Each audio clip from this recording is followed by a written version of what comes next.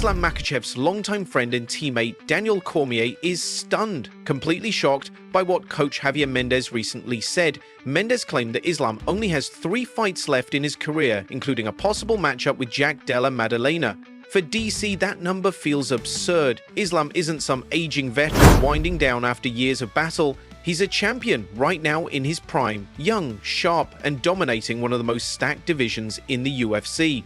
Now that Islam has flirted with welterweight and plans to return to lightweight, there's so much on the table. Why would he stop now? He still has so much more to give to the sport. If he sticks around, the possibilities are mouth-watering. A super fight with Ilia Topuria? That would be massive. 2 undefeated warriors, both at their peak, clashing in what would be one of the most electric matchups in years. Or imagine Islam stepping into the cage with someone like Kamaru Usman or Shavkat Rakhmonov. These aren't just fun fights, they're legacy fights, career-defining moments. These bouts would not only elevate Islam's name, but could cement his legacy as one of the greatest of all time. But there's another side to this. Islam may be following the same path as Khabib Nurmagomedov, retiring early while still undefeated with a clean slate. That's the Dagestani way. Walk away before the sport wears you down. Walk away while you're still untouched. Still, fans can't help but feel this might be too soon. There's just too much greatness left in him, too many fights people are dying to see. Javier Mendez also said, though, that Islam Makhachev might have 3 fights, including Jack Della Maddalena. How in the world does it feel like another dominant champion may be saying it's about time? Why? He's young. He's the world champ. He's dominating. He's getting an opportunity to become a double champ. Why? It's scary to me because I know, knowing these guys, if he says, I've got 3, we should all go, man, we got to lock in, because you know that it's a special time, right? It's a special reign that Islam has created at 155. Why? Why, when you're in your mid-30s, are you looking to kind of walk away from the game that you are dominating? There's some massive fights for Islam Makhachev.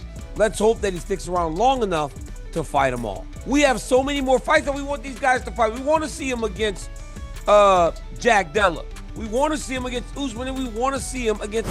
Meanwhile, Josh Thompson has joined the conversation surrounding the rising tension between Ilia Topuria and Armen Tsarukyan. What started as mutual respect thanks to their shared Georgian heritage has now turned into serious heat. It all changed when Topuria decided to move up to lightweight. In a recent comment, Ilia said Armen wasn't quite ready to be a champion. He said Armen still needed to grow and develop. That stung. Armen fired back hard. He promised to rain down elbows and dominate Topuria on the ground. It was a loud and clear message. I'm coming for you.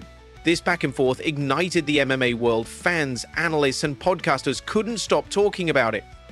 Everyone's now watching, hoping this turns into an actual fight, and let's be honest, it would be incredible. Armen is elite. He blends non-stop pressure with clean wrestling and precise striking. He doesn't give you space to breathe. Ilia, on the other hand, is explosive. His boxing, confidence, and fight IQ are unmatched. The guy is undefeated for a reason. If these two step inside the cage together, it wouldn't just be a good fight, it would be a war. A battle between 2 athletes who could define the future of the UFC. And with Topuria getting ready to face Oliveira in the main event of UFC 317 on June 28th, fans are already wondering who's going to take the lightweight crown. Leave your predictions in the comments. Just for me, the fight that I think that I want to see the most would be the Tsarukyan versus Ilia Topuria.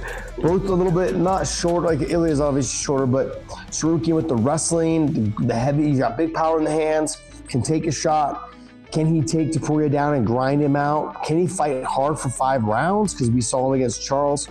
You know, he got a little winded and tired in that fight. Like, there's a lot that I think a lot of questions that want to be answered on the sample size of Armen Tsarukyan. We know he's talented, we know he's good.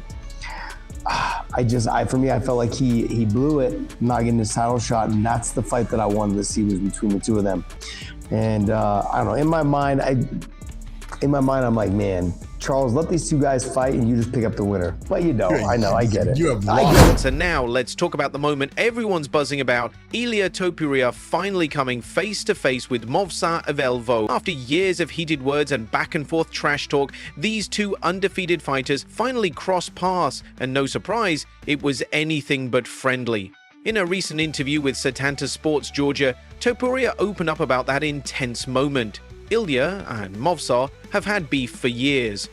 They were supposed to fight once, but the bout fell apart when Evloev pulled out. Since then, the two have gone at each other online, talking trash, throwing shots and fanning the flames of their rivalry. But they never actually fought. With Ilia moving up to lightweight, some thought the rivalry was over. Done. Not Movsar. He recently said he's willing to follow Ilia to 155 just to fight him. Even if Ilia loses in the new weight class, Movsar insists his mission won't change. He still wants to take him out. That shows just how deep this feud runs. It's personal now, but the odds of the fight happening soon? Slim. Movsar would have to jump up a weight class and somehow leap over a deep, dangerous division. That kind of shortcut usually only happens when there's massive buzz. Meanwhile, Topuria looks like he's fully embracing his lightweight journey. In the Setanta interview, he looked jacked, bigger, stronger, and ready for war. And then Ilia let his emotions spill out. He said, "Trash talk has its limits. I never bring up someone's wife, kids, or family," he said. "There are lines you don't cross." But Movsar, he crossed every one of them. Ilia said Movsar and his team went too far with the things they said. And in Georgian culture, that's unforgivable. It breaks their code of ethics. No real Georgian would act that way, Ilia said. A man shouldn't run his mouth like that. He added that if Movsar really had something to say, he should have said it face to face. Ilia revealed that they did actually run into each other once, and according to him, Movsar stayed dead silent. He wouldn't even look him in the eyes. He was a coward, Ilia said, scared. But then Movsar went back online and started talking again, and Ilia's done with that. For everything he said, Ilia warned there will be consequences. He's ready to settle it. "I'd gladly take his head off," he said, "but why do it in the street? I'll do it inside the octagon, where I get paid." Finally, we shift gears to another huge story, Jon Jones versus Tom Aspinall. After months of build-up, delays, and vague answers from both sides, Dana White has had enough. On the Jim Rome show, Dana finally drew a line in the sand. The UFC boss made it clear the promotion is under pressure to sort out the heavyweight title situation, and time is running out. Dana said they'll know within a few weeks whether Jon and Tom will actually fight. If not, they're moving on. This is a big change in tone. Until now, Dana had been laid back, always saying it's coming, but not anymore. The urgency is real now. Tom Aspinall, on his side, already has a date and location. He's been told when and where he's fighting, whether it's against Jones or someone else for the undisputed title. So if Jon doesn't sign soon, the UFC could strip him or move forward with Tom as the new face of the heavyweight division. Still, Dana stood by one point. Jon Jones has never ducked anyone. Despite all the confusion, Dana insists Jon has never once refused to fight a specific opponent. But the clock is ticking fast. Fans want answers, fighters want clarity, broadcasters are demanding an update. These next few weeks could finally decide it all. Will we get the greatest of all time versus the next big thing? Or will the UFC crown a new champion without Jon Jones in the picture? So here we are, caught in the middle of rivalries, unfinished business, and legacy-defining decisions. Whether it's Ilia Topuria promising to silence Movsar once and for all, whether it's Armen Tsarukyan challenging the unbeaten rise of El Matador, or whether it's Jon Jones standing at the edge of history with the entire heavyweight division waiting on his next move. One thing is clear, this moment in MMA is electric.